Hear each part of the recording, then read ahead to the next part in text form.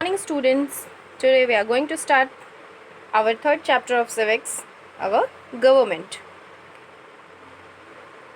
The government of our country has three arms. First, the union legislature, second, the union executive, and third is the judiciary. Let us discuss what is the function of these arms and how they run the country. First, the union legislature make the laws for the country. Then the union executive run the country according to this law. Okay, and third is the judiciary. Judiciary see that everything happens according to the law, but make the law and run the country according to the law, and everything happen according to the laws. And what their part? The union legislature have two bodies, Rajya Sabha and Lok Sabha.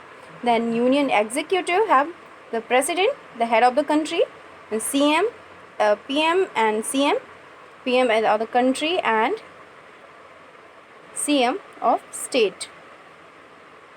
Union Council of Minister make PM, majority of Union Council of Minister make PM, and State Council of Minister make the head, and that is CM. Our judiciary have also a three bodies: Supreme Court, highest court of the country, then High Court, State Court it is, and District Court at district level. Okay, so let us discuss about the Union Legislature.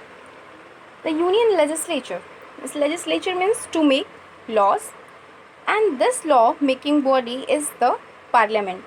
This law making body means Union Legislature is also called Parliament, and Parliament have two houses, the Rajya Sabha and Lok Sabha. The signature of President is needed for all laws. So let us discuss about Lok Sabha. Okay, a member of Lok Sabha are elected by the people of the country by general election. And these general elections are held every 5 years. Any Indian who is 18 or older, means above 18, can vote in these elections, in general elections. For the election, country divide into many areas, and these areas are called constituencies. And people of this constituency free to vote any contestant. Okay, and the contestant who gets greatest number of votes get elected to the Lok Sabha that constituency. Get it? Means member of Lok Sabha are elected by general election. General election are held every 5 years, and who are 18 or above 18 can vote in these elections. And for this general election, in country divided into many constituencies, and every constituency have their contestant, and these contestants who get greatest number of votes are elected to the Lok Sabha that constituency. That is completed. Now next is the Rajya Sabha. Members of Rajya Sabha are not elected directly by people like Lok Sabha. They are not elected by directly people of the country. They elected by the legislative assemblies of state and UTs of Delhi and Puducherry. Why only Delhi and Puducherry? Because these UTs, Delhi and Puducherry, have legislative assembly. That's why they are added in. 12 members of Rajya Sabha. 12 members of Rajya Sabha are appointed by President, and rest are elected by the UTs and state government. But 12 members are appointed by President, and those members are appointed who are famous in their work like art, literature, sports, social worker. Okay.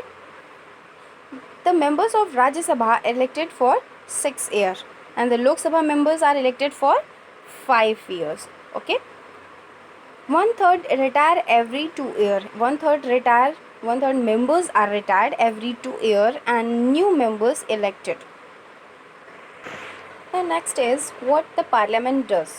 Means what is the function of Parliament? The most important function of Parliament is to make, change and remove laws. Means it makes laws, it changes the laws, and it removed the laws. Okay, all that functions. Apart from that, means make the laws and remove the laws. Apart from that, it also decided to taxes that people have to pay, and the amount of money that the government will spend in a year. It is also decided these functions also, tax and money. Okay, it also discussed the problem of the people and the relation with our country and with the other countries also. Okay.